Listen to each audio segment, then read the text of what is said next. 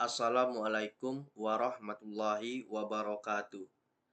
Perkenalkan, kami dari kelompok 2 yang beranggotakan Ahmad Faiz Dermawan, Gema Fizayaksa, Muhammad Nasirul Haq, Muhammad Dwi Fikri Saputra, dan Zaki Yusuf Ajindra. Yang mana pada kesempatan kali ini kami akan memaparkan hasil diskusi kami mengenai algoritma Prim dan Kruskal. Nah, sebelum kita memasuki penjelasan dari algoritma Prim dan Kruskal, kita harus mengetahui dulu apa itu minimum spacing tree yang disingkat dengan MST. MST atau minimum spanning tree adalah pohon yang menghubungkan semua simpul atau node dalam sebuah graf dengan total bobot atau weight minimal tanpa ada siklus. MST ini berguna untuk meminimalkan biaya koneksi seperti jaringan listrik, telekomunikasi, atau transportasi. Ada dua algoritma yang populer dalam MST ini, yaitu algoritma Prim dan Kruskal. Kedua algoritma ini memiliki tujuan yang sama tetapi dengan cara yang berbeda. Oke, selanjutnya kita akan memasuki pembahasan dari algoritma Prim dan algoritma Kruskal. Saya ingin menjelaskan langkah-langkah dan keunggulan kekurangan dari algoritma prim tersebut. Kita mulai dari algoritma prim langkah-langkahnya, yaitu langkah-langkah yang pertama itu pilih simpul awal, bisa sembarang. Setelah itu yang kedua, tambahkan semua sisi yang terhubung dengan simpul tersebut ke dalam daftar kandidat. Yang ketiga, pilih sisi dengan bobot terkecil yang menghubungkan simpul baru ke pohon. Yang keempat, yaitu ulangi langkah 2 dan 3 hingga semua simpul terhubung. Nah, sekarang kita lanjut ke kekurangan dan keunggulan algoritma prim tersebut.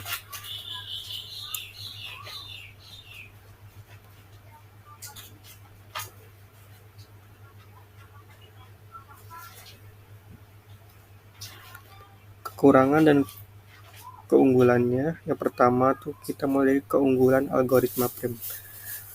Efisien untuk graf padat. Prim bekerja sangat baik pada graf dengan banyak sisi karena memilih simpul terdekat pada setiap langkah.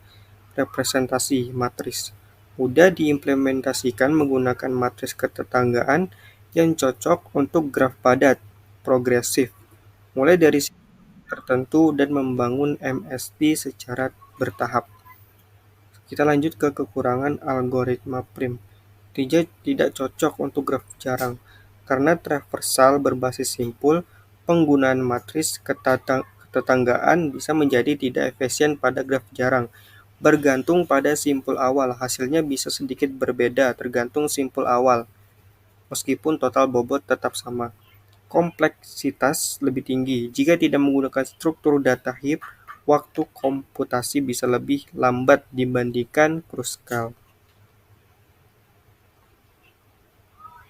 Oke, setelah kita telah menjelaskan tentang yang tadi, kita lanjut lagi ke algoritma Kruskal. Tentunya tentang langkah-langkah dari algoritma Kruskal. Algoritma Kruskal membangun MST dengan menambahkan sisi-sisi ke pohon berdasarkan urutan bobot terkecil, tanpa memperhatikan simpul awal. Di sini ada langkah-langkahnya. Yang pertama itu urutkan semua sisi berdasarkan bobotnya, ascending. Pilih sisi dengan bobot terkecil. Yang ketiga, tambahkan sisi tersebut ke MST jika tidak membentuk siklus. Yang keempat, ulangi langkah 2 dan 3 hingga semua simpul terhubung. Setelah kita mengetahui langkah-langkahnya, kita akan lanjut lagi ke keunggulan dan kekurangan algoritma Kruskal.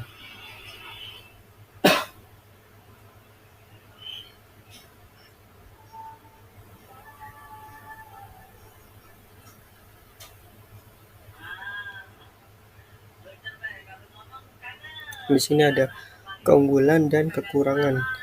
Keunggulan dari algoritma Kruskal. Yang pertama itu efisien pada graf jarang. Yang kedua ada implementasi sederhana. Yang ketiga berfungsi baik dengan representasi edge list. Yang keempat tidak bergantung pada simpul awal. Lanjut ke kekurangan algoritma Kruskal. Yang pertama itu memerlukan pengurutan edge. Yang kedua kurang efisien pada graf padat. Tiga sulit dioptimalkan untuk graf dengan matris ketetanggaan.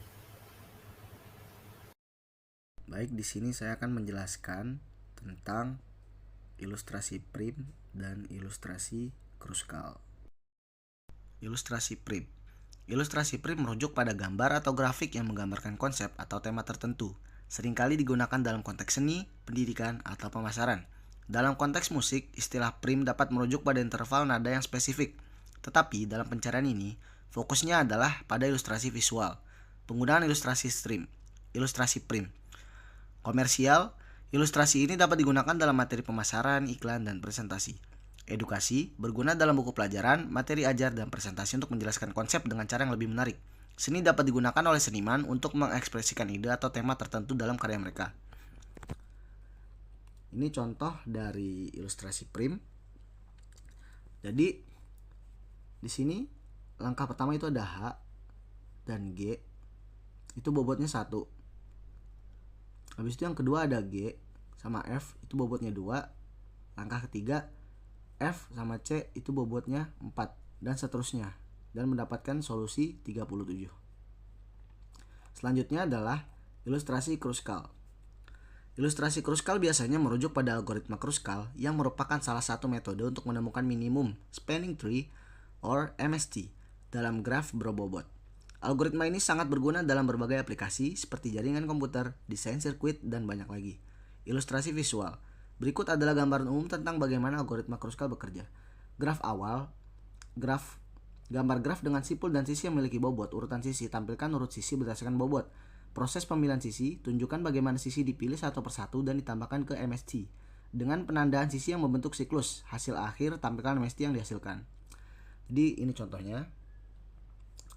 Di sini yang pertama itu langkahnya urutkan sisi A dan B itu 1, B, D, 2, C, D, 3, A, C, 4.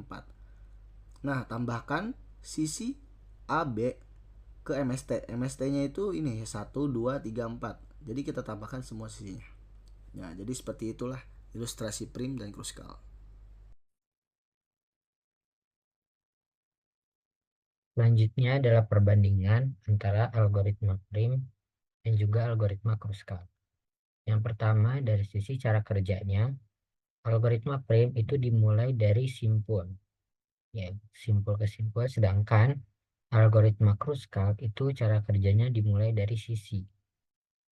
Seperti itu. Jadi kan sudah dijelaskan pada bab graf sebelumnya apa itu simpul dan juga apa itu sisi. Nah, algoritma prim dia bekerja dimulai dari simpul. Nah, sedangkan algoritma Kruskal dia dimulai dari sisi. Selanjutnya perbandingannya untuk secara struktur data. Nah, algoritma prim ini menggunakan min heap ya, atau minimal heap atau priority queue ya. Jadi menggunakan prinsip priority queue atau antrian prioritas. Nah, sedangkan untuk struktur data yang dipakai oleh algoritma Kruskal itu menggunakan union find. Gitu. Kemudian yang selanjutnya, untuk kelebihannya, algoritma prim itu lebih baik untuk graf yang padat, ya, graf yang padat, dan sesuai juga dengan poin selanjutnya itu kompleksitasnya, ya, dan ini kompleksitasnya kan O E log V, sedangkan untuk kompleksitas dari algoritma Kruskal itu O log E, ya. Jadi kelebihannya kalau yang Kruskal ya lebih baik untuk graf yang jarang. Jadi masing-masing kelebihan ini saling melengkapi. Jadi kalau misalkan ada graf yang padat, maka dia lebih cocok digunakan menggunakan algoritma prim. Sedangkan bagi graf yang jarang, ya itu bisa digunakan menggunakan algoritma Kruskal. gitu. Jadi kurang lebih ini adalah perbandingan secara garis besarnya terkait dengan algoritma prim dan juga algoritma Kruskal.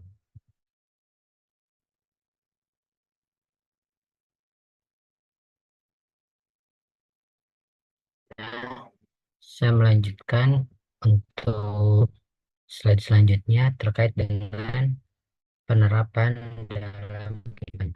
Yang pertama, penerapan dalam kehidupan algoritma prim adalah metode digunakan untuk menemukan minimum spanning dalam graf berbobot. Penerapan algoritma ini dalam kehidupan nyata sangat luas dan dilakukan dalam berbagai bidang. Ya, algoritma prim juga ini ada ya dalam kehidupan sehari-hari, dapat temukan di sekitaran kita, yaitu dia menemukan spanning tree ya, atau MST. Dan untuk prim ini, nah dia tuh lebih ke graf-graf yang terlihat kompleks ya, terlihat kompleks. Terus juga dia kan dengan sistem pertemuan, jadi dia lebih ke graf yang kompleks seperti itu.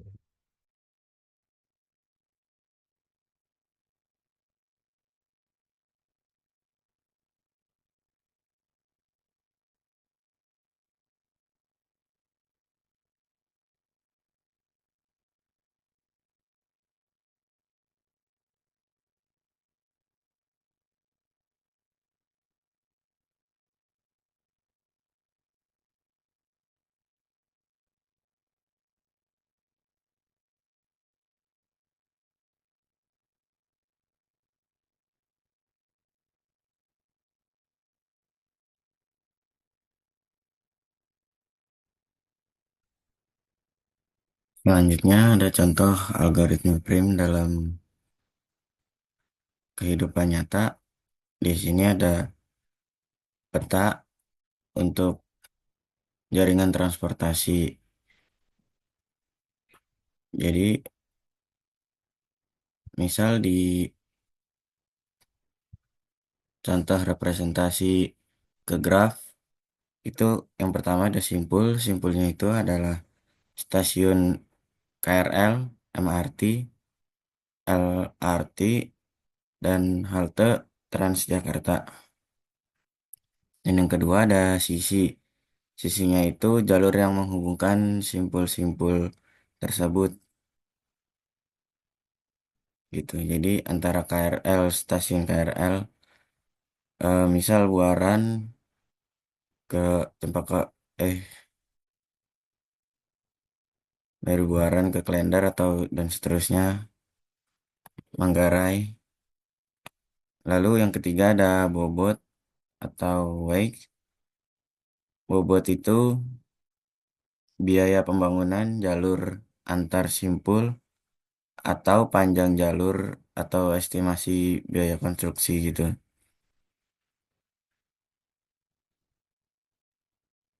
Jadi kita bisa meminimalisir biaya pembangunan atau biaya eh, pembangunan jalur itulah.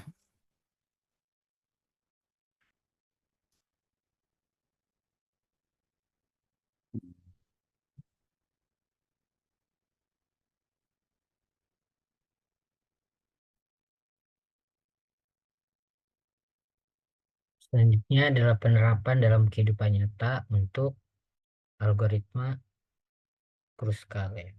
Algoritma Kruskal juga digunakan untuk menemukan MST, tetapi beroperasi dengan memilih edge.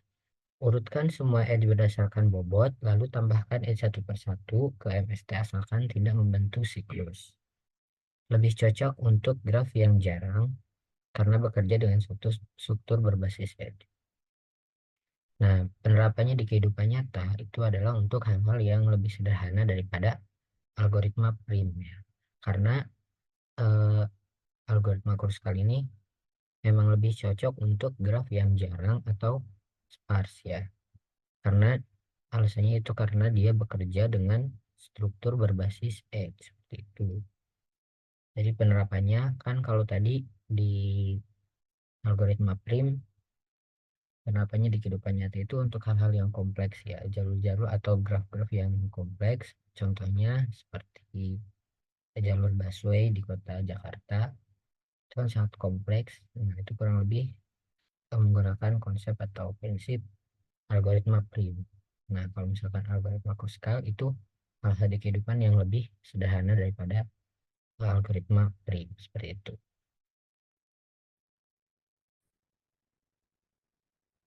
Dan di sini juga ada contoh algoritma Kruskal pada kehidupan nyata. Misal direpresentasikan dengan graf, yaitu ada node, node-nya itu ada gardu listrik, rumah, gedung atau tower. Itu adalah simpul atau node. Dan yang kedua adalah sisi dengan bobot tertentu. Nah, sisinya itu bisa jalur listrik, fiber optik, atau satelit. Dan yang ketiga ada bobot. Bobotnya itu bisa berupa biaya pemasangan kabel, panjang jalur, atau waktu tempuh sinyal. Jadi semakin pendek jalur yang digunakan, maka semakin minimal biaya penanganan untuk pemasangan kabel tersebut.